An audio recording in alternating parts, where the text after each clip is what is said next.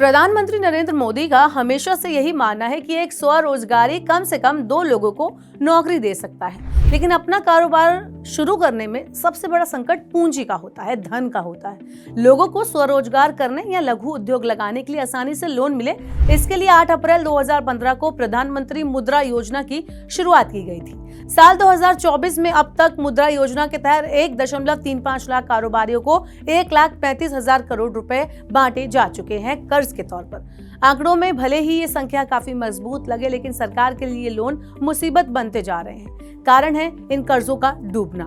सरकार की ताजा रिपोर्ट में सामने आया है कि लोग मुद्रा लोन से कर्ज तो ले लेते हैं, लेकिन चुकाना भूल रहे हैं, या फिर ये कहें कि लोग चुकाना ही नहीं चाह रहे। सरकार के लिए योजनाओं के निर्माण और उसकी समीक्षा से जुड़ी सबसे पुरानी संस्था नीति आयोग की एक ताजा रिपोर्ट में प्रधानमंत्री मुद्रा योजना पर चिंता व्यक्त की गई है।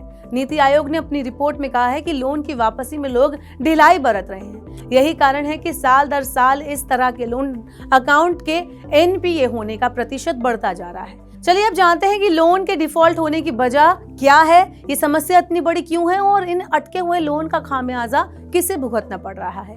नीति आयोग के मुताबिक वित्त वर्ष 2017 से 2022 के बीच एनपीए खातों में 22.51% चक्रवृद्धि दर से बढ़ोतरी हुई। इस अवधि में एनपीए अकाउंट में फंसी राशि में भी 36.61% के चक्रवृद्धि ब्याज की दर से बढ़ोतरी हुई है।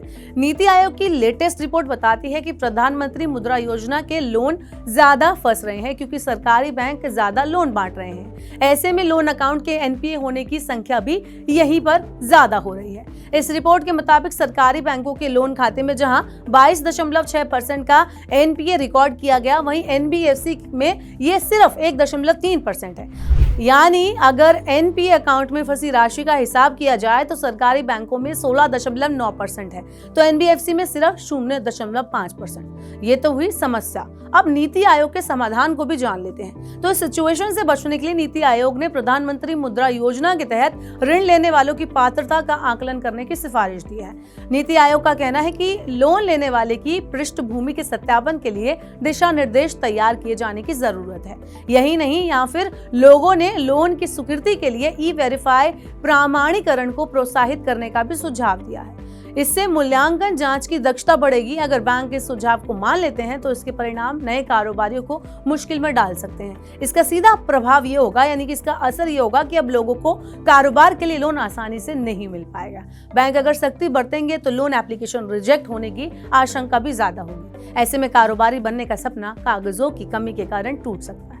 चलिए अब जानते हैं कि बैंक मुद्रा लोन की वापसी में इतने मजबूर क्यों हैं, यानी कि क्यों वापस नहीं ले पाते हैं वो पैसा जो उन्होंने कर्ज के तौर पर दिया है। तो इसका कारण भी सरकारी नियम में शामिल है। मुद्रा लोन कारोबारी को बिना गारंटी के मिलता है, यानी कि इसके लिए उसको कुछ गिरवी नहीं रखना पड़ता, यानी ये कि ये एक तरह का पर्सनल लोन है।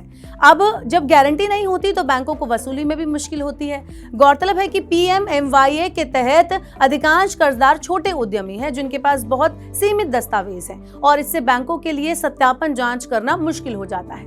अब चलते चलते ये जान लेते हैं कि ये पीएम मुद्रा योजना क्या है। तो सबसे पहले MUDRA यानी मुद्रा का पूरा नाम जान लेते हैं। मुद्रा का पूरा नाम micro unit development and refinance agency है।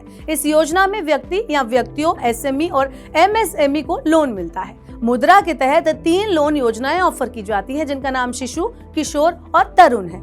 मुद्रा लोन योजना के तहत अधिकतम 10 लाख रुपए तक की लोन राशि प्रदान की जाती है। मुद्रा लोन लेने के लिए एप्लीकेंट को बैंक या लोन संस्थानों को कोई भी सिक्योरिटी जमा कराने की जरूरत नहीं होती। इस लोन का भुगतान 5 साल तक किया जा सकता है। अगर आप भी मुद्रा योजना से जुड़े सवाल पूछना चाहते हैं, आप भी मुद्रा योजना को लेना चाह रहे हैं, तो आप हमें कमेंट बॉक्स में बता सकते हैं। मनी9 आपकी हर तरह से मदद करेगा। संपर्क कर सकते हैं आप मनी9 के साथ ही इस तरह की और खबरों से जुड़े रहने के लिए मनी9 के YouTube चैनल को आप जरूर सब्सक्राइब कर लें।